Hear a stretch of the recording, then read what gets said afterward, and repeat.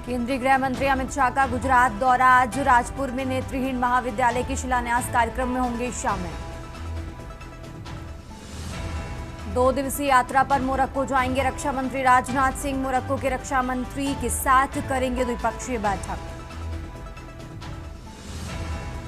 Telangana CM Revanth Reddy ने वास्तु दोष के कारण सचिवालय छोड़ा। पुलिस कमांड सेंटर से काम कर रहे।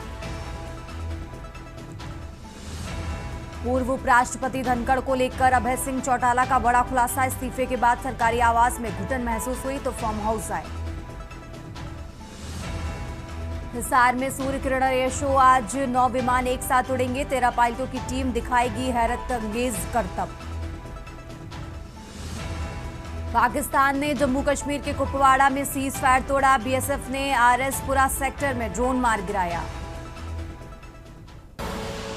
आप देख रहे हैं के न्यूज, खबरों का सारथी।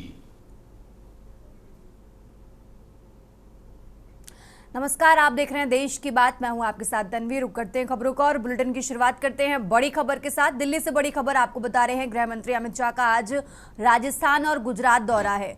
तो गृह मंत्री करीब 3 बजे दिल्ली से राजस्थान के जोधपुर पहुंचेंगे और इसके बाद राजपुर के शिलान्यास कार्यक्रम में शामिल होंगे गृह मंत्री अमित शाह। ये दिल्ली से बड़ी खबर आपको बता रहे हैं, जहां नेत्रहीन महाविद्यालय के शिलान्यास कार्यक्रम में शामिल होंगे। नेत्रहीन महाविद्यालय के छात्रों और प्रबंधन से संवाद करते नजर आएंगे गृह मंत्री अमित शाह और इसके बाद शाम करीब 6 बजे जोधपुर से गुजरात के सूरत के लिए रवाना होंगे। तो दिल्ली से अहम जानकारी आपको बता रहे हैं। आज राजस्थान और गुजरात के दौरे पर हैं गृह मंत्री अमित शाह। उनके दौरे से जुड़ी अहम जानकारी आपको बता रहे हैं, जहां शाम करीब 6 बजे जोधपुर से गुजरात के सूरत के लिए रवाना होंगे और उससे पहले नेत्रहीन महाविद्यालय के छात्रों और प्रबंधन से संवाद करेंगे गृह मंत्री अमित शाह। तो नेत्रहीन महाविद्यालय के शिलान्यास कार्यक्रम में शामिल होंगे। राजपुर के शिलान्यास कार्यक्रम में शामिल होंगे गृह मंत्री अमित शाह। ये बड़ी खबर आपको दिल्ली से बता रहे हैं। आज राजस्थान और गुजरात के दौरे पर हैं गृह मंत्री अमित शाह। गृह मंत्री करीब दोपहर 3 बजे दिल्ली से राजस्थान के जोधपुर पहुंचेंगे। राजपुर के शिलान्यास कार्यक्रम में शामिल होंगे और इसके बाद नेत्रहीन महाविद्यालय के शिलान्यास कार्यक्रम में भी शामिल होंगे। छात्रों और प्रबंधन से बातचीत करते नजर आएंगे और शाम करीब 6 बजे जोधपुर से गुजरात के सूरत के लिए रवाना होंगे।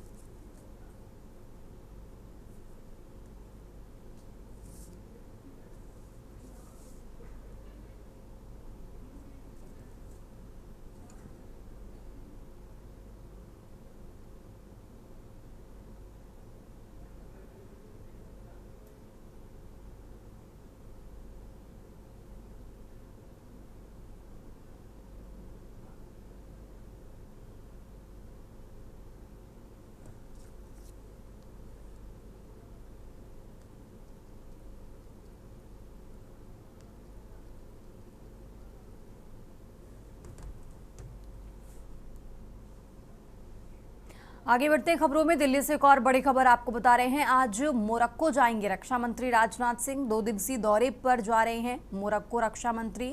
तो दिल्ली से ये अहम जानकारी आपको बता रहे हैं, जहां भारत का दूसरे देश में पहला हथियारों का प्लांट स्थापित होगा और मोरक्को की यात्रा करने वाले पहले भारतीय रक्षा मंत्री होंगे रक्षा मंत्री राजनाथ सिंह।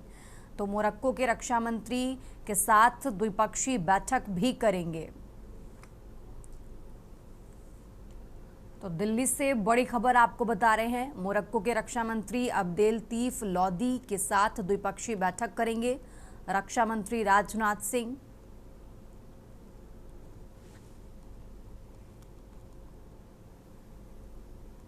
तो मोरक्को की यात्रा करने वाले पहले भारतीय रक्षा मंत्री होंगे राजनाथ सिंह। मोरक्को के रक्षा मंत्री के साथ द्विपक्षीय बैठक भी करेंगे। तो उनके दौरे से जुड़ी अहम जानकारी आपको बता रहे हैं। 2 दिवसीय मोरक्को के दौरे पर हैं रक्षा मंत्री राजनाथ सिंह।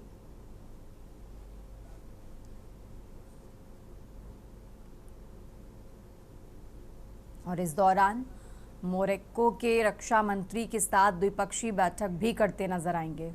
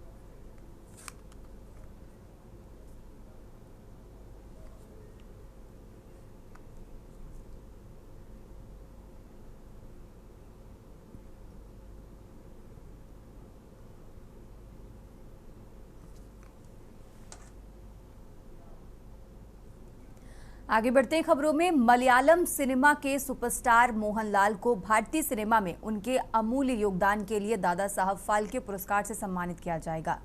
4 दशक से भी ज्यादा लंबे करियर में उन्होंने 400 से ज्यादा फिल्मों में अभिनय किया। मोहनलाल ने न सिर्फ मलयालम बल्कि तमिल, तेलुगु और हिंदी फिल्मों में भी अपनी अदाकारी का जादू बिखेर चुके हैं। उन्होंने 5 बार राष्ट्रीय फिल्म पुरस्कार और पद्म भूषण जैसे सम्मान भी मिल चुके हैं। सूचना एवं प्रसारण मंत्रालय ने यह घोषणा की कि मलयालम सिनेमा के सुपरस्टार मोहनलाल को साल 2023 के लिए प्रतिष्ठित दादा साहेब फाल्के पुरस्कार से सम्मानित किया जाएगा।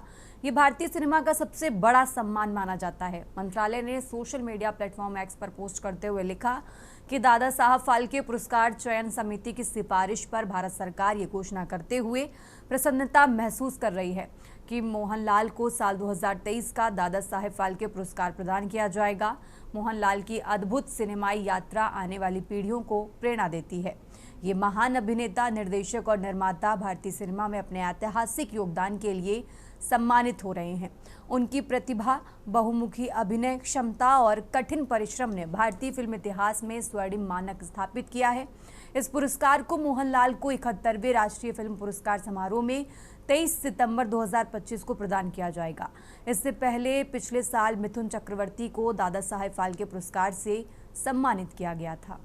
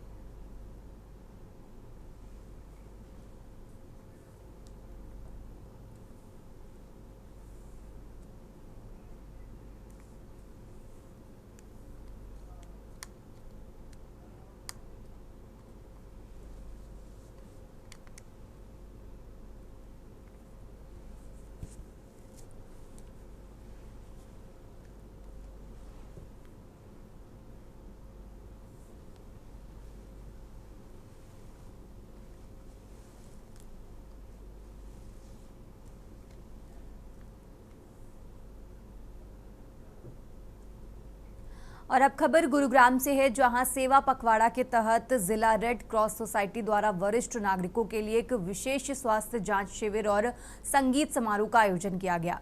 इस कार्यक्रम का आयोजन फाउंडेशन ऑफ सीनियर सिटीजन और ड्रीम फाउंडेशन के सहयोग से किया गया।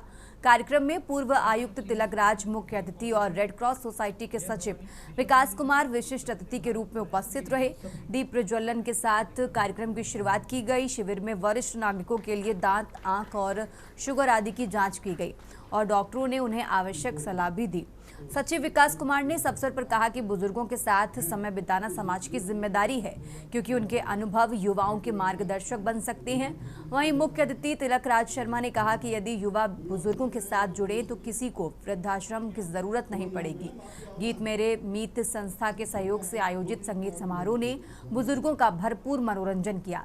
इस सफल आयोजन में ड्रीम फाउंडेशन के संस्थापक व अधिवक्ता ए.के. शर्मा का विशेष योगदान रहा, जिन्होंने सभी अतिथियों और बुजुर्गों के लिए जलपान की व्यवस्था की।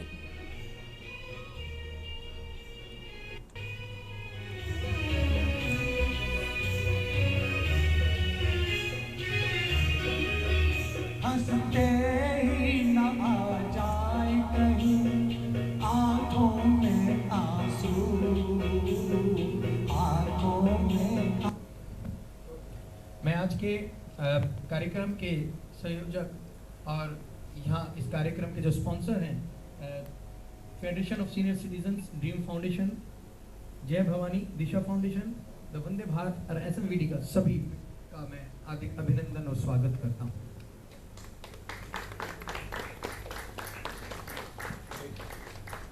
में तो उसके जो यहाँ पर आज हैं कि उस दिन जरूर आएँ और हमारे प्रोग्राम की शोभा बढ़ाएं। Thank you very much. And जो भी फेडरेशन से लोग आए हैं, धन्यवाद। कोई और सज्जन है हमारे फेडरेशन के? कौन? हाँ मैडम, आप भी आओ ना। पकड़ा है, 2 मिनट का और मिलेगा मेरे को, ज़्यादा नहीं मिलेगा। प्लीज कर। उन्होंने कहा हम आना चाहते थे, लेकिन पूजा है।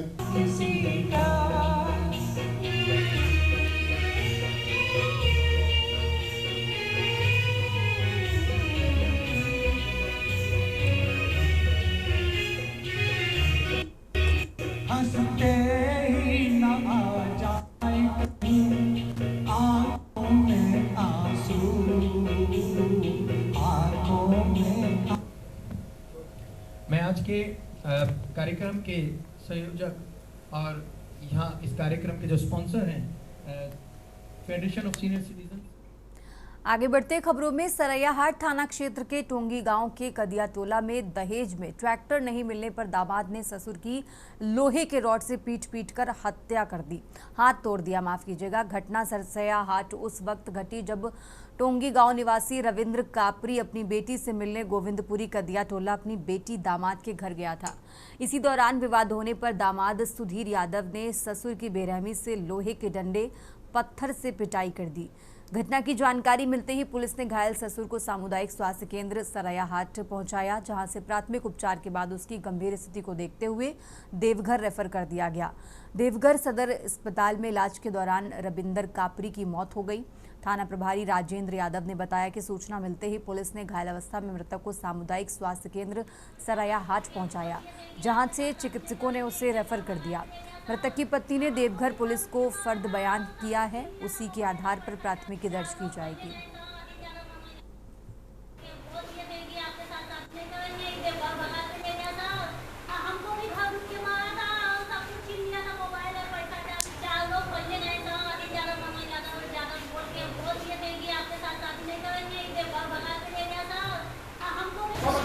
मेरा पत्नी को बार बार टॉर्चर करते रहता। कौन टॉर्चर करता है? ससुर? दोनों। अच्छा, क्यों टॉर्चर करता है? हाँ? 2-3 दिन पहले मेरा पत्नी को टांगते हुए ले गया था, कंप्लेंट दिया थाना में, तो उसको बाद उसको दिखाने गए मेरा पत्नी को। उसके बाद आज मेरा पत्नी को घिसते बाहर और छुड़ाने के 1 घंटे पहले। देश की बात में फिलहाल यहाँ रुकते हैं एक छोटे से ब्रेक के लिए। आप देख रहे हैं के न्यूज़, खबरों का ब्रेक से वापस आ चुके हैं। रुक करते हैं खबरों का। जौनपुर जिले के खेतासराय थाना क्षेत्र में पुलिस ने वन्यजीव तस्करी के एक बड़े रैकेट का खुलासा किया है। खेतासराय पुलिस टीम ने कार्रवाई करते हुए 162 कछुए और 13 बोरियों में भरी कछुओं की खाल बरामद की है, जिसकी कुल बाजार कीमत करीब 6 लाख रुपए आंकी जा रही है। इस तस्करी मामले में एक महिला और एक पुरुष को गिरफ्तार किया गया है, जो अंतर्राज्यीय स्तर पर पेशेवर वन्यजीव तस्कर बताए जा रहे हैं। पुलिस ने बताया कि फरार चल रहे एक अन्य आरोपी को भी बाद में गिरफ्तार कर लिया गया है। खेतासराय पुलिस द्वारा की गई इस कार्रवाई को वन्यजीव संरक्षण कानून के तहत बड़ी उपलब्धि माना जा रहा है। पकड़े गए तस्कर इन दुर्लभ कछुओं और उनकी खाल को अवैध रूप से व्यापार के लिए अन्य राज्यों में ले जाने की फिराक में थे। पुलिस ने बरामद जानवरों और सामग्री को वन विभाग के सुपुर्द कर दिया है और आगे की जांच शुरू कर दी गई है। जौनपुर पुलिस की सफलता की स्थानीय प्रशासन और जनता द्वारा सराहना की जा रही है।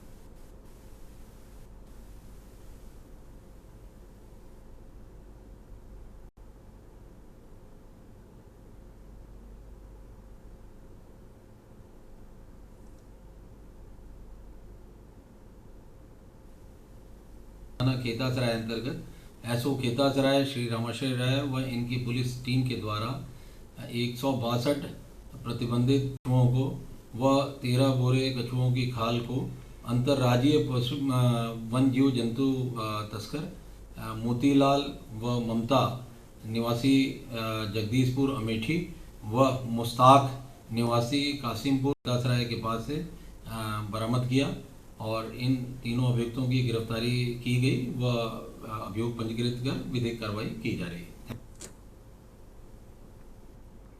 और अब खबर बाजपुर से है, जहां बाजपुर उप जिला चिकित्सालय में एक भव्य स्वास्थ्य शिविर का आयोजन हुआ, जिसने समाज सेवा की एक मिसाल कायम कर दी है। ये शिविर प्रधानमंत्री नरेंद्र मोदी के जन्म दिवस पर चल रही स्वास्थ्य सेवा पखवाड़ा और स्वस्थ नारी सशक्त परिवार अभियान के तहत लगाया गया था। कार्यक्रम का शुभारंभ दर्जा राज्य मंत्री मंजीत सिंह राजू और पूर्व दर्जा राज्य मंत्री राजेश कुमार ने फीता काट कर किया। शिविर में करीब 2145 मरीजों ने पंजीकरण कराया और विशेषज्ञ डॉक्टरों से स्वास्थ्य परीक्षण करवाया। मरीजों को निःशुल्क दवाइयां भी वितरित की गईं। इस अवसर पर मंत्री गणों ने अस्पताल का निरीक्षण किया, जहां एक शौचालय की खराब स्थिति पर मंत्री मंजीत सिंह राजू ने अपने निजी खर्च से उसे ठीक कराने की घोषणा कर मानवता और जिम्मेदारी का परिचय दिया। शिविर की एक और खास बात रही कि वहां आए 7 दिव्यांगजनों को जिला दिव्यांग पुनर्वास केंद्र की ओर से व्हील चेयर प्रदान की गई, जिससे उनके चेहरे पर मुस्कान देखने को मिली। बाजपुर का ये शिविर न सिर्फ स्वास्थ्य सेवाओं देने में सफल रहा, बल्कि सेवा, संवेदना और सामाजिक जिम्मेदारी का उदाहरण भी बना।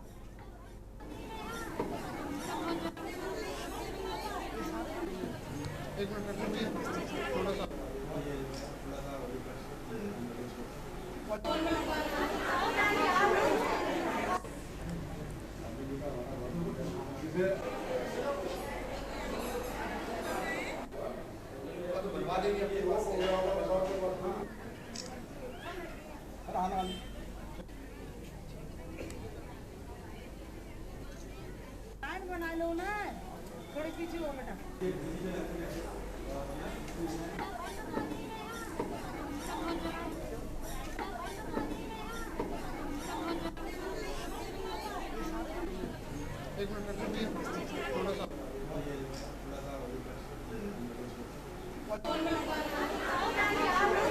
हमारे प्रधानमंत्री नरेंद्र मोदी जी के जन्मदिन पर जो सेवा पखवाड़ा काम चल रहा है, उसमें आज हमारे चिकित्सा जो बाजपुर का अस्पताल है उसमें मेरा आने का सौभाग्य प्राप्त हुआ और मैंने यहाँ निरीक्षण करा।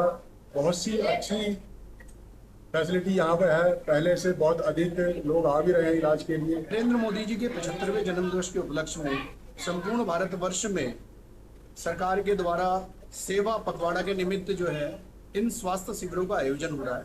आप देख सकते हैं आज बड़ी संख्या में, सैकड़ों की संख्या में स्वास्थ्य जो हमारा शिविर है वो चल रहा है और बाजपुर स्वास्थ्य केंद्र के अंदर बहुत सारे मरीज आए। उसी के निमित्त यहाँ हमारे जो मंत्री जी हैं उनके साथ आज हमने अस्पताल का निरीक्षण भी किया है। आज जो कैंप है ये 17 तारीख से 2 अक्टूबर तक लगातार लगने हैं। पूरे ब्लॉक में है, पूरे ब्लॉक के पूरे ज़िले में है। 17 तारीख मोदी जी के बर्थडे से लेके और गांधी जी के बर्थडे तक। और ये स्वस्थ नारी सशक्त परिवार अभियान के तहत लग रहे हैं, जिसमें गर्भवती महिलाएं, ANC और जिनके हीमोग्लोबिन कम है इनका सारी जांचें फ्री हैं। टीबी की जो है टीबी मुक्त भारत अभियान के तहत पूरा कार्यक्रम चल रहा है। फिलहाल यहाँ रुकते हैं एक छोटे से ब्रेक के लिए, फौरन हाजिर होते हैं। आप देख रहे हैं के न्यूज़ खबरों का। ब्रेक से वापस आ चुके हैं, रुक करते हैं खबरों का। खबर सीतापुर जिले से है, जहां बीते 4 सालों से दहशत फैलाने वाली खतरनाक बाघिन को आखिरकार वन विभाग ने पकड़ लिया है। ये कार्रवाई महोली थाना क्षेत्र के नरनी गांव में अंजाम दी गई, जहां बाघिन की लगातार मौजूदगी से ग्रामीणों में भय व्याप्त था। बाघिन को पकड़ने के लिए दुधवा और करतनी घाट से आई विशेष टीमों ने संयुक्त ऑपरेशन चलाया। ट्रैंकुलाइजर गन की मदद से बाघिन को बेहोश किया गया, जिसके बाद उसे सुरक्षित तरीके से एक विशेष पिंजरे में बंद कर लिया गया। इस ऑपरेशन में 50 से ज़्यादा वनकर्मी, पशु चिकित्सक और तकनीकी विशेषज्ञ शामिल रहे। बताया जा रहा है कि ये बाघिन पिछले 4 सालों में 50 से ज़्यादा लोगों और मवेशियों पर हमला कर चुकी थी। इनमें से कई मामलों में लोगों की जान चली गई, जबकि कई घायल हुए। ग्रामीणों की शिकायतों और बढ़ते हमलों को देखते हुए वन विभाग ने इस बार विशेष रणनीति बनाई और सफलता हासिल की। बाघिन की स्वास्थ्य निगरानी के लिए डॉक्टरों की टीम लगातार उस पर नजर रख रही है। इस कामयाबी के बाद महोली क्षेत्र के ग्रामीणों ने राहत की सांस ली है, जो अब तक बाघिन के डर से खेतों और जंगलों में जाने से भी घबरा रहे थे। यह ऑपरेशन वन विभाग की बड़ी उपलब्धि के रूप में देखा जा रहा है।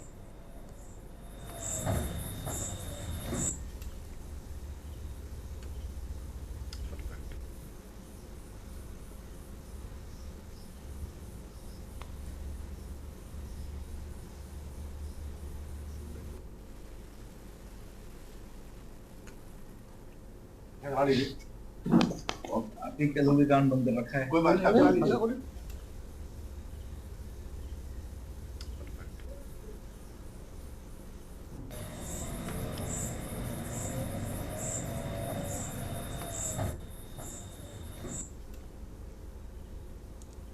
बेसिकली पिछले 1 महीने से लगभग महोली क्षेत्र के अंतर्गत एक बाघ का मूवमेंट हो रहा था और 22 तारीख को एक अनफॉर्चुनेट इंसिडेंट हुआ था। उसके बाद से हमारी एक्टिवली वहाँ पे टीम अग्रेसिवली वहाँ पे मॉनिटरिंग कर रही थी। हमने वहाँ एक कमांड सेंटर बनाया और उच्च अधिकारियों से जो निर्देश हमें मिले थे उस अकॉर्डिंग हमने कार्रवाई की और NTCA की जो SOP कहती है उसके अकॉर्डिंग हमने प्लान किया और हमने टीम गठित की। लगभग 50 से ज़्यादा लोग यहाँ पे सीतापुर जनपद की विभिन्न रेंजों के लोग हमने वहाँ पे टीम ड्यूटी लगाई थी। इसके अलावा बाहर की जनपद के भी कुछ लोग ड्यूटी लगी थी। हमें दुधवा टाइगर रिजर्व और कतरने घाट वाइल्ड लाइफ सेंचुरी से एक्सपर्ट डॉक्टर्स की टीम हमने बुलाई, WTI NGO से टीम बुलाई और काफ़ी अन्य लोगों से भी हमने संपर्क किया जिनकी हमें मदद मिली। हमने एक वहाँ कमांड सेंटर स्थापित किया, वहाँ पे हमने कई जगह पिंजरे भी लगाए और फाइनली हमने वहाँ पे कुछ मचान्स बनाए थे जहाँ पे हमारी डॉक्टर की टीम बैठ के वेट करती थी। अगर बाघिन का मूवमेंट वहाँ होता है तो हम उसको सैनिटाइज करेंगे। हमने उच्च अधिकारियों से जो परमिशन ली थी केमिकल कैप्चर करने की हमें मिल गई थी और उसी अकॉर्डिंगली हमने यहाँ आज शाम को उसको बाघिन को जब उसने परविका करने की कोशिश की तब उसको। और अब खबर आगरा से है, जहां धीरेन्द्र शास्त्री के समर्थन में हिंदू संगठनों ने जोरदार प्रदर्शन किया। यह विरोध प्रदर्शन बरेली के मौलाना शहाबुद्दीन द्वारा धीरेन्द्र शास्त्री के एक बयान पर तीखी प्रतिक्रिया देने के बाद किया गया। हिंदू संगठनों ने मौलाना के बयान को आपत्तिजनक बताते हुए थाना सदर क्षेत्र के सेवला चौराहे पर सड़क पर उतरकर विरोध जताया। प्रदर्शनकारियों ने मौलाना शहाबुद्दीन के पोस्टर को सड़क पर चिपकाया और उस पर गाय के गोबर और गौमूत्र डालकर शुद्धिकरण किया। उनका कहना था कि मौलाना की भाषा और सोच सनातन धर्म के खिलाफ है, जिसे बर्दाश्त नहीं किया जाएगा। विरोध यही नहीं रुका, पोस्टर की आग के हवाले कर मौलाना मुर्दाबाद और धीरेन्द्र शास्त्री जिंदाबाद जैसे नारे भी लगाए गए। प्रदर्शन के दौरान माहौल काफी गर्म रहा, लेकिन पुलिस मौके पर मौजूद रही और स्थिति को नियंत्रण में रखा गया।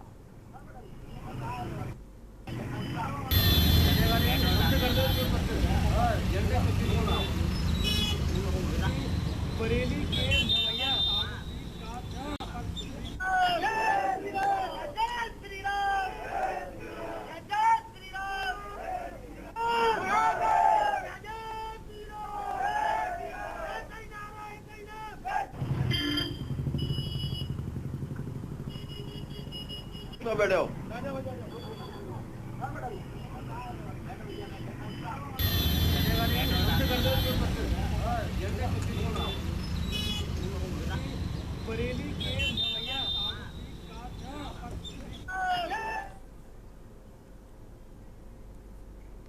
और अब खबर कुशीनगर से है, जहां खड्डा थाना क्षेत्र के शिवपुर गांव में एक 10 साल के बच्चे पर बाघ ने हमला कर दिया। पीड़ित बच्चे की पहचान अंकुर के रूप में हुई है, जो खेतों की ओर गया था। प्रत्यक्षदर्शियों के अनुसार बच्चा जैसे ही खेत की ओर बढ़ा, झाड़ियों में छिपे बाघ ने अचानक उस पर हमला कर दिया। बाघ ने अंकुर के सिर पर पंजा मारकर उसे बुरी तरह घायल कर दिया। बच्चे की चीख पुकार सुनकर पास के खेतों में काम कर रहे लोग दौड़े और शोर मचाया, जिससे बाघ वहां से भाग निकला। अंकुर को गंभीर हालत में स्थानीय अस्पताल ले जाया गया, जहां उसका इलाज जारी है। डॉक्टरों के मुताबिक सिर में गहरी चोटें आई हैं और हालत नाजुक बनी हुई है। ग्रामीणों में इस घटना के बाद भय और आक्रोश का माहौल है। लोग वन विभाग से इलाके में गश्त बढ़ाने और बाघ को पकड़ने की मांग कर रहे हैं। इस घटना ने एक बार फिर मानव वन्यजीव संघर्ष की गंभीरता को उजागर कर दिया है, खासकर उन इलाकों में जहां आबादी जंगलों के नजदीक है।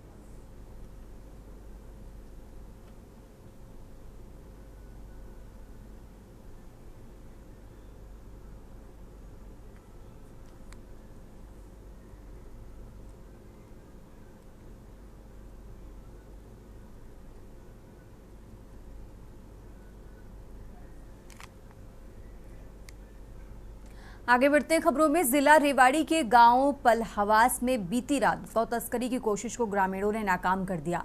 ग्रामीणों की सूचना पर पुलिस ने मौके से 7 गायों को मुक्त कराया और वाहन जब्त कर लिया। पुलिस ने अज्ञात पशु तस्करों के खिलाफ पशु क्रूरता अधिनियम के तहत मामला दर्ज कर आगे की कार्रवाई शुरू कर दी है। जानकारी के अनुसार देर रात कुछ पशु तस्कर एक गाड़ी में 7 गायों को अवैध रूप से भरकर ले जा रहे थे। पकड़े गए वाहन से काफी पत्थर भी मिले हैं, जिनका प्रयोग गौ तस्कर पीछा करते वक्त पुलिस पर हमला करने के लिए करते हैं। फरार तस्करों की पहचान और गिरफ्तारी के लिए पुलिस छापेमारी कर रही है। ग्रामीणों का कहना है कि इस इलाके में आए दिन गौ तस्करी की घटनाएं बढ़ रही हैं, जिस पर पुलिस को और सख्ती बरतने की आवश्यकता है। वहीं पुलिस अधिकारियों ने आश्वासन दिया कि गौ तस्करी जैसी घटनाओं में शामिल किसी भी व्यक्ति को बख्शा नहीं जाएगा। Very good.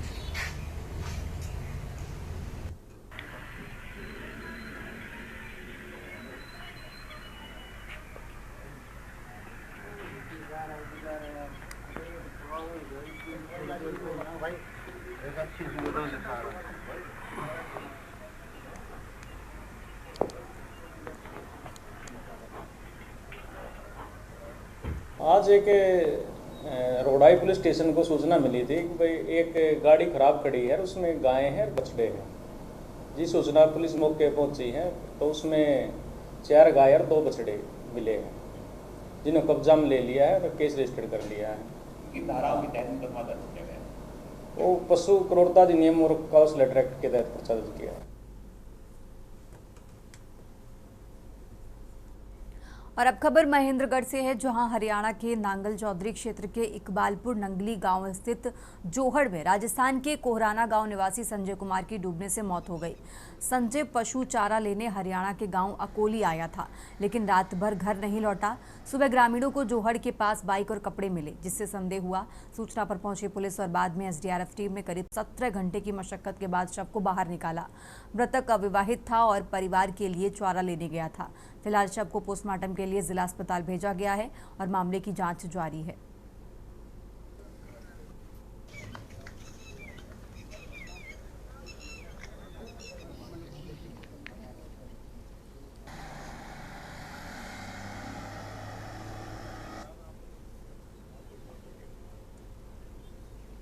संजय नाम सर, तो ये मामला हुआ था, वो क्या मामला? कल संजय नाम कड़वी लेने आया था, राजस्थान का रहने वाला था। उसकी डूबने की सूचना मिली थी। इसको एसडीआरएफ टीम ने बुलाया गया मौके पर, जिन्होंने डेड बॉडी को जोड़ से निकाला। ये मामला जी मेरा बड़ा भाई है, वो यहाँ पे कड़क देखने आया था अकोले गांव में। अच्छा। तो उसके पास मैंने 351 पे फ़ोन किया था, बात हुई थी। उसके बाद मैंने बात की तो उससे पूछा भाई कहाँ पे है, तो उसने बोला भाई मैं अकोले गांव में कड़क देखने गया हूँ। फिर उसके बाद मैंने 4:45 या 4:43 पे कॉल की, वो फ़ोन बंद आ रहा था। मैं गया हुआ था बहरोल, सामान दीवानी टाइल पत्रों का। उसके बाद मैंने वहाँ से 4:45 बजे से चला। उसके बाद फ़ोन किया यहाँ पे लगातार, और घर पे करता रहा। घर पे ये पूछ रहा था जी भाई आया, और यहाँ पे इसलिए कर रहा था कहीं उसका फ़ोन खुल जाए।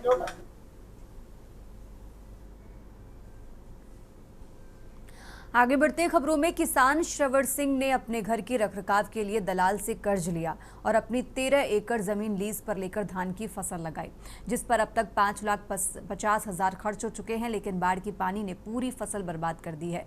किसान श्रवण सिंह ने पत्रकारों को बताया कि उनके पास ना तो अपना घर है और ना ही कोई संपत्ति। उन्होंने पंजाब के सभी संगठनों और वारिसों से मदद की अपील की है।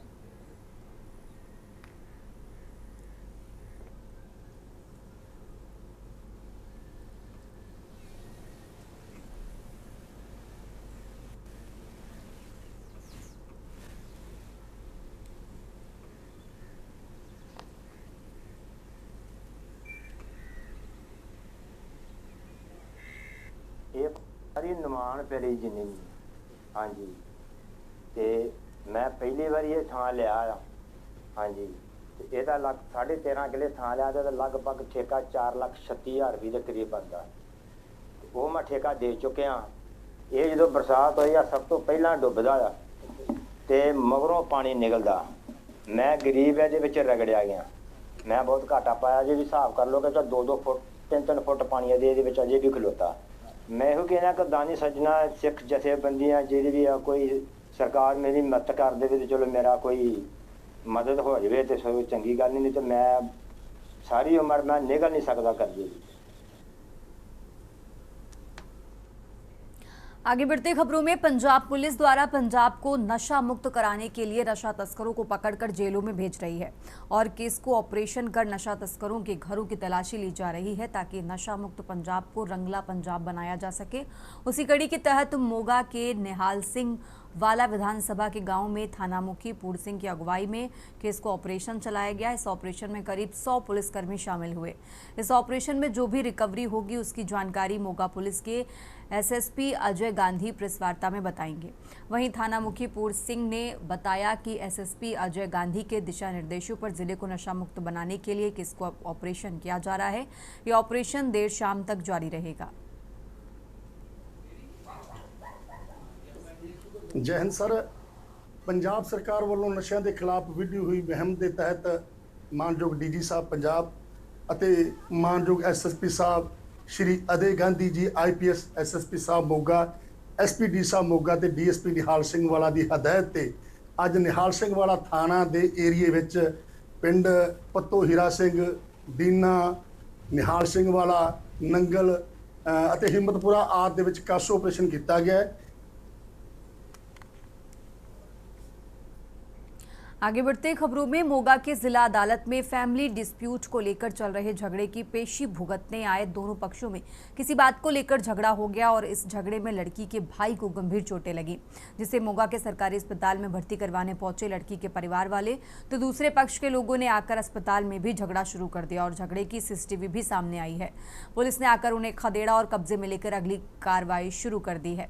वहीं घायल राजीव धवन और उसके भाई ने बताया कि उनकी बहन के पास एक लड़का भी है और उनकी बहन का ससुराल वालों के साथ कुछ डिस्प्यूट चल रहा था।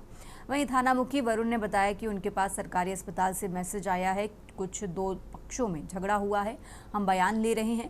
वहीं जब मीडिया ने लड़के पक्ष के लोगों से बात करने की कोशिश की तो वो यहां से जा चुके थे।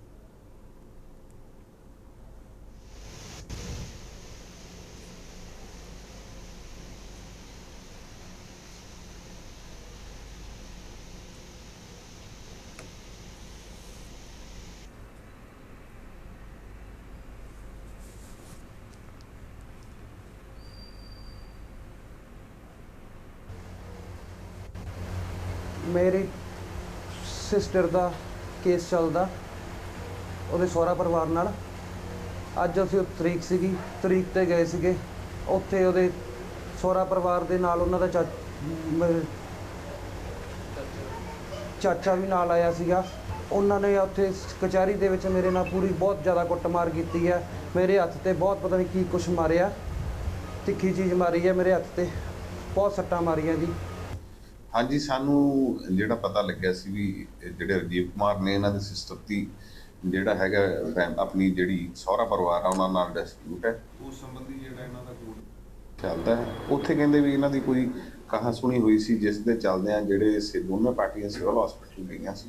ਜਦੋਂ ਇਹ ਪਾਰਟੀਆਂ ਸਿਵਲ ਹਸਪੀਟਲ ਪਹੁੰਚੀਆਂ ਤੇ ਉੱਥੇ ਵੀ ਇਹਨਾਂ ਦੀ ਕਾਫੀ ਤੂੰ ਮੈਂ ਹੋਈ, ਜਿਸ ਸੰਬੰਧੀ ਸਾਨੂੰ MLR ਵੀ ਜਿਹੜੀ ਹੈ ਉਹ ਆਈ है। इस दे विच जिहड़ी इन्हां दी स्टेटमेंट लिख के जिहड़ी बनदी कार्रवाई है वो।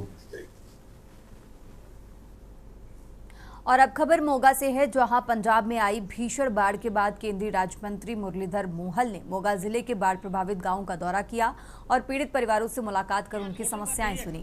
उन्होंने कहा कि पंजाब में साल 1988 के बाद ये सबसे बड़ी तबाही है, जिसमें 2000 से ज्यादा गांव प्रभावित हुए और 57 से ज्यादा लोगों की जान गई। मंत्री ने मोगा शहीदी स्मारक पर गोलीकांड के शहीदों को श्रद्धांजलि दी और केरू बांध निर्माण की मांग को केंद्र तक पहुंचाने का आश्वासन दिया। इस दौरान भाजपा जिला प्रधान डॉक्टर हरजोत कमल ने हलवारा एयरपोर्ट को चालू रखने की मांग भी की, जिसे मंत्री ने सकारात्मक रूप से लिया। मुरलीधर मोहल ने कहा कि प्रधानमंत्री नरेंद्र मोदी द्वारा पहले ही 12,000 करोड़ और 1,600 करोड़ की राहत राशि भेजी जा चुकी है और केंद्र सरकार पंजाब के पुनर्निर्माण में पूरी मदद करेगी।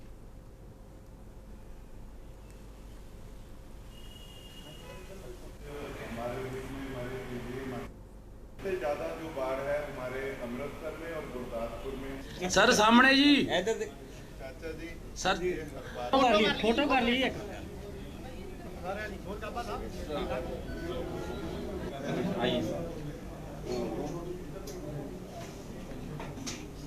चलो हर कोले एक डिपार्टमेंट हैगा सिविल एविएशन का। फोटो कर लिया। जैसे कि पंजाब में बहुत बारिश होने के बाद जो आपदा आई है, जो एक स्थिति संकट की स्थिति निर्माण हुई है, उसके बाद माननीय प्रधानमंत्री नरेंद्र मोदी जी, जिन्होंने 9 सितंबर को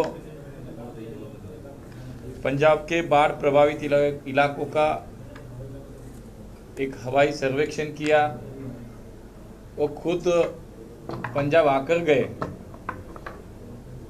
उसके बाद उन्होंने इस स्थिति को ध्यान में रखते हुए राहत के कार्य के लिए 1600 करोड़ रुपए का पैकेज भी डिक्लेयर किया।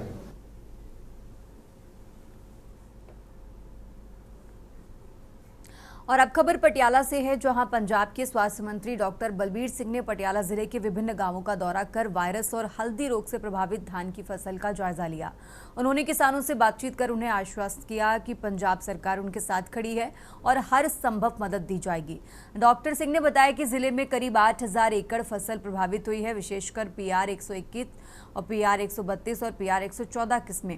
उन्होंने कृषि विभाग को तत्काल जांच और रोकथाम के निर्देश दिए ताकि बीमारी और न फैले। मंत्री ने कहा कि मुख्यमंत्री भगवंत सिंह मान और कृषि मंत्री से इस मुद्दे पर चर्चा हो चुकी है और समाधान के प्रयास तेजी से जारी हैं। उन्होंने किसानों को सलाह दी है कि ऐसी बीमारियों से बचाव के लिए नियमित रूप से कृषि विशेषज्ञों से मार्गदर्शन लें।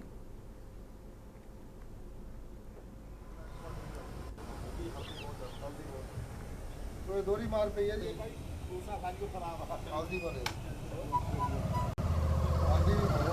ਜਿਹੜੀ ਆ ਸਾਰੀ ਜੀਰੀ ਖੜੀ ਹੈ, ਸਾਰੀ ਖਤਮ ਹੈ, ਟੋਟਲ ਖਤਮ ਹੈ, ਟੋਟਲ ਲਾਸ ਹੈ ਜੀ ਕਿਸਾਨ ਦਾ। ਆ ਇਹਨੂੰ ਲੱਗੀ ਵੀ ਆ ਦੇਖੋ, ਆ ਜਿਹੜਾ ਸਿੱਟਾ ਹੈਗਾ ਭਰਿਆ ਪਿਆ। ਆ ਤੁਸੀਂ ਕੱਲ ਜੀ, ਮੈਂ ਪਿਛਲੇ 1 ਮਹੀਨੇ ਤੋਂ ਲਗਾਤਾਰ ਜਿਹੜੇ ਬਾਰਡਰ ਡਿਸਟ੍ਰਿਕਟ ਆ, ਜਿੱਥੇ ਲੋਕ ਬਹੁਤ ਜ਼ਿਆਦਾ, ਜਿੱਥੇ ਹੜ੍ਹ ਆਏ ਸੀ, ਪਾਣੀ ਆਇਆ ਸੀ, ਉੱਥੇ ਲੋਕਾਂ ਦੀ ਸੇਵਾ ਦੇ ਵਿੱਚ ਲੱਗਿਆ ਹੋਇਆ ਸੀ। ਤੇ ਮੈਂ ਕਿਤੇ ਨਾ ਕਿਤੇ ਆਪਣੇ ਮਨ 'ਚ ਰੱਬ ਦਾ ਸ਼ੁਕਰਾਨਾ ਕਰਦਾ ਸੀ ਵੀ ਤੁਸੀਂ ਮੇਰੇ ਤੋਂ ਸ਼ਾਇਦ ਉੱਥੇ ਸੇਵਾ ਲੈਣੀ ਸੀ ਤੇ ਤਾਂ ਤੁਸੀਂ ਜਿਹੜਾ ਪਟਿਆਲੇ ਨੂੰ ਇਸ ਵਾਰੀ ਹੜ੍ਹਾਂ ਤੋਂ ਬਚਾਇਆ। ਪਰ ਹੁਣ ਜਦੋਂ ਮੈਂ ਉੱਥੋਂ ਸੇਵਾ ਕਰਕੇ ਮੈਂ ਕੱਲ੍ਹ ਪਹੁੰਚਿਆ ਰਾਤੀ ਲੇਟ ਨਾਈਟ, ਤੇ ਮੈਨੂੰ ਪਤਾ ਲੱਗਿਆ ਵੀ ਇਸ ਤਰ੍ਹਾਂ ਜਿਹੜਾ ਪਿੰਡਾਂ ਦੇ ਵਿੱਚ ਲੱਗਾ ਨਾ ਜੀ, ਸਭ ਤੋਂ ਜ਼ਿਆਦਾ ਜਿਹੜਾ ਚਾਈਨੀਜ਼ ਵਾਇਰਸ ਦਾ ਅਟੈਕ ਹੈ ਉਹ ਪਟਿਆਲੇ ਤੇ ਸੰਗਰੂਰ ਦੇ ਵਿੱਚ ਆ, ਸਭ ਤੋਂ ਜ਼ਿਆਦਾ ਪਟਿਆਲੇ 'ਚ ਹੈ।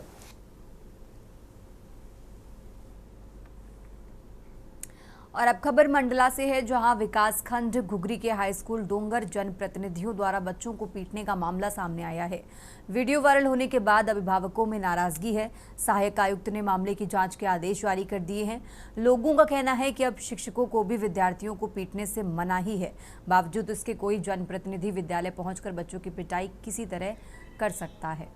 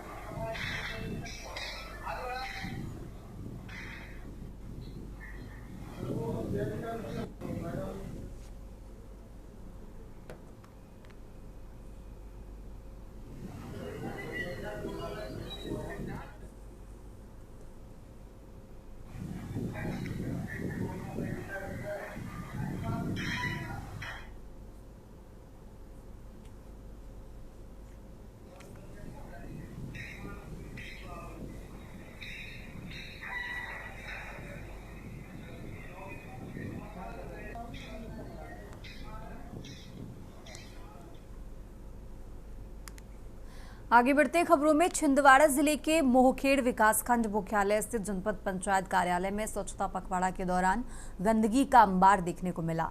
कार्यालय परिसर में गाजर खास फैली हुई है और सांप बिच्छू जैसे जहरीले जीव निकल रहे हैं, जबकि अधिकारी स्वच्छता अभियान को लेकर जनपद क्षेत्र में भ्रमण कर रहे हैं।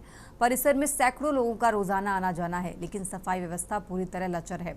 जनपद पंचायत सीईओ उदासीनता का अंदाजा इस बात से लगाया जा सकता है कि 5वें वित्त आयोग की राशि रखरखाव के लिए खर्च की गई, फिर भी कोई निर्णय, काम या सफाई नहीं हो रही है। स्थानीय लोगों में आक्रोश है और आशंका जताई जा रही है कि गंदगी और जीव जंतुओं के कारण कोई गंभीर घटना घट सकती है।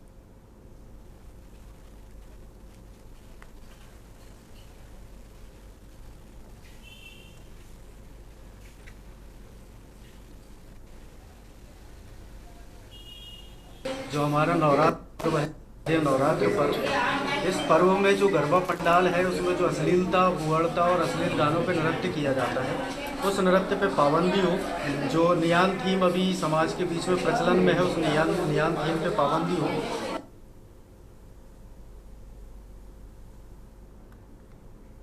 आगे बढ़ते खबरों में। हर साल की तरह इस साल भी नवरात्र में भिन्न भिन्न संस्थाओं द्वारा गरबा का आयोजन किया जाता है, लेकिन आज हमारे इस पवित्र धार्मिक आयोजन में पश्चिमीकरण किया जा रहा है।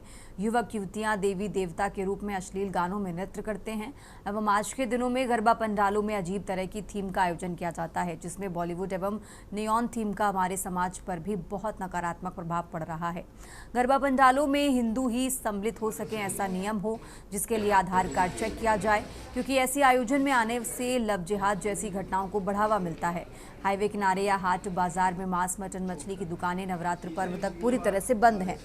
उक्त ज्ञापन साबरी नायाब तहसीलदार रमाकांत चौकसी जी के समक्ष में श्री अनुविभागीय अधिकारी के नाम ज्ञापित किया गया। ज्ञापन कार्यक्रम में मुख्य रूप से विहिप विभाग सहमंत्री नकुल विश्वकर्मा, जिला सह संयोजक नीलेश चंद्रवंशी, शिव उइके और कार्यकर्ता उपस्थित रहे। चोट कर रहे हैं। तीसरी मुख्य बात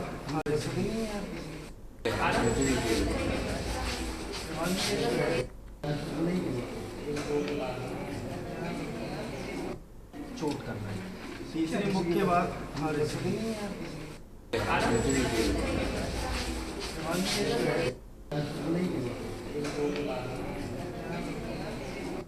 चोट कर रहे हैं। तीसरी मुख्य बात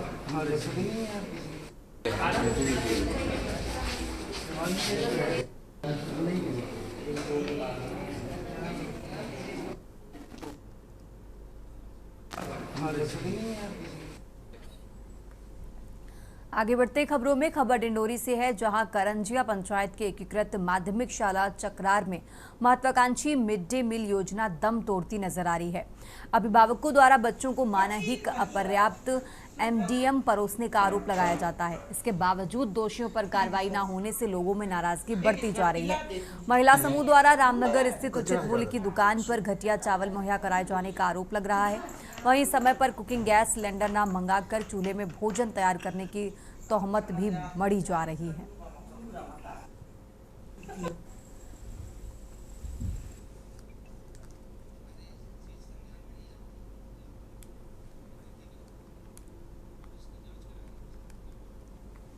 यदि कमी पाई जाए की जाए।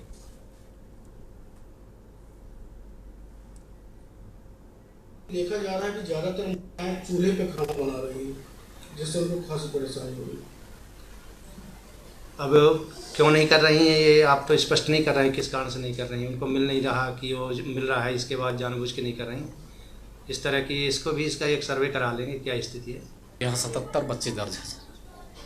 कौन सा स्कूल? ये है माध्यमिक शाला चक्रार। यहाँ जो मध्याह्न भोजन बनाया जा रहा है, यहाँ बच्चों को मेन्यू के हिसाब से तो मिलता नहीं है, और दूसरी चीज़ चूल्हे का उपयोग किया जा रहा है। हाँ सर, वे मेन्यू के हिसाब से बच्चों को समूह वाले भोजन उपलब्ध नहीं कराते। क्या वजह है, क्यों नहीं कराते? अब वजह वही समूह जो चला रहे हैं उनके पास राशि आता है नहीं आता, ऊपर से तो राशि आता होगा, लेकिन समूह वालों की लापरवाही है। अम्बे साहित्य समूह। कौन से स्कूल के लिए खाना बनाती है? सांझा चूल्हा आंगनवाड़ी खिलाई। ये स्कूल में कितने बच्चों के लिए खाना बन रहा है आज? जी हाँ, 45 हैं सर। आपकी आँख से आंसू निकल रहा है, धुएं में खाना बना रही हो आप, क्या वजह है?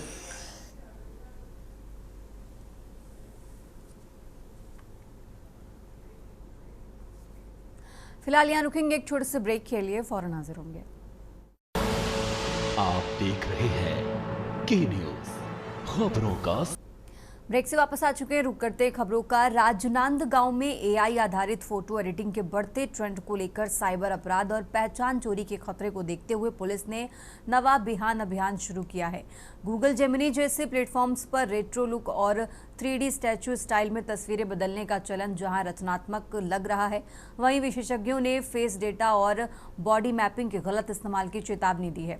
इस अभियान के तहत 168 स्कूलों और कॉलेजों में साइबर क्राइम और नशे के खिलाफ एक साथ जागरूकता अभियान चलाया गया, जिसमें लगभग 50,000 लोगों को शिक्षित किया गया।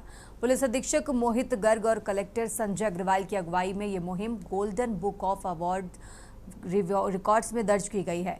CSP वैशाली जैन ने बताया कि ब्लाइंड फॉलोइंग के चलते प्राइवेसी वायोलेशन और डेटा ब्रीच की घटनाएं बढ़ रही हैं। डीप फेक वीडियो और फर्जी प्रोफाइल जैसे साइबर अपराधों से बचने के लिए प्राइवेसी पॉलिसी जांचने और संदिग्ध ऐप्स से बचने की सलाह भी दी गई।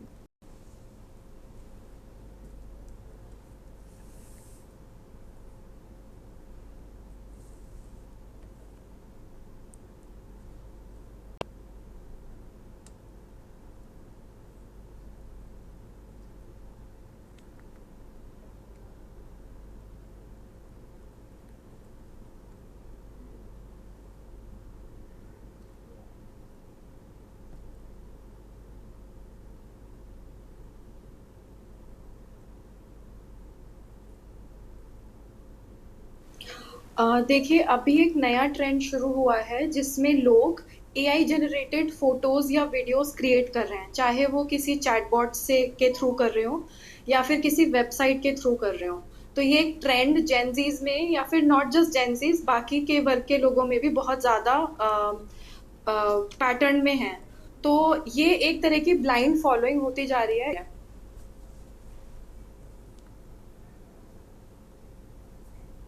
आगे बढ़ते खबरों में, राजनांद गांव के डोंगर गांव निवासी एक छात्र को लेकर नवोदय विद्यालय में गंभीर आरोप सामने आए हैं। परिजनों का कहना है कि छात्र को फांसी के फंदे से लटकाकर जान लेने की साजिश रची जा रही थी। बच्चे के पिता चंद्र कुमार जैन ने डोंगरगढ़ SDOP से इस मामले में शिकायत दर्ज कराई है। परिजनों ने आरोप लगाया कि छात्र को विद्यालय में लगातार प्रताड़ित किया जा रहा था, जिससे उसकी मानसिक स्थिति पर असर पड़ा। मामले की गंभीरता को देखते हुए प्रशासनिक जाँच की मांग की जा रही है।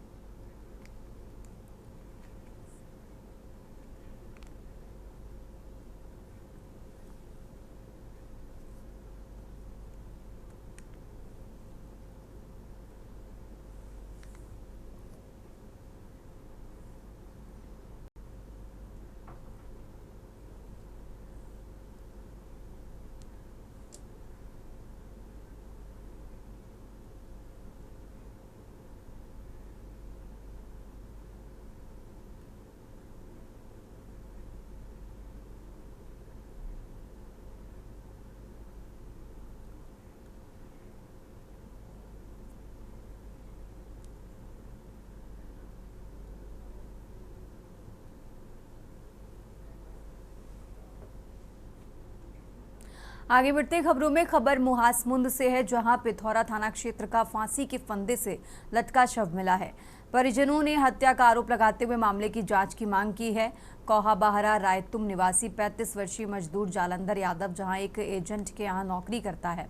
आरोप है कि 3 दिन पहले एक एजेंट के गुर्गे घर आकर जालंधर को अपने साथ लेकर चले गए। बीती शाम मजदूर का शव स्वास्थ्य ऑटो डील ऑफिस की खिड़की से लटका मिला। बताया जा रहा है कि मजदूर ने काम दिलाने वाले एजेंट से करीब 40,000 रुपये एडवांस ले रखे थे। इसके बाद किसी वजह से उसने काम करने से इनकार कर दिया, जिससे एजेंट के गुर्गे उसे धमकाते आ रहे हैं। आरोप है कि एडवांस दी गई रकम के एवज में 2 गुना 80,000 लौटाने का दबाव बनाया जा रहा है। इसलिए परिजन मौत को हत्या ठहराते हुए दोषियों के खिलाफ कार्रवाई की मांग कर रहे हैं।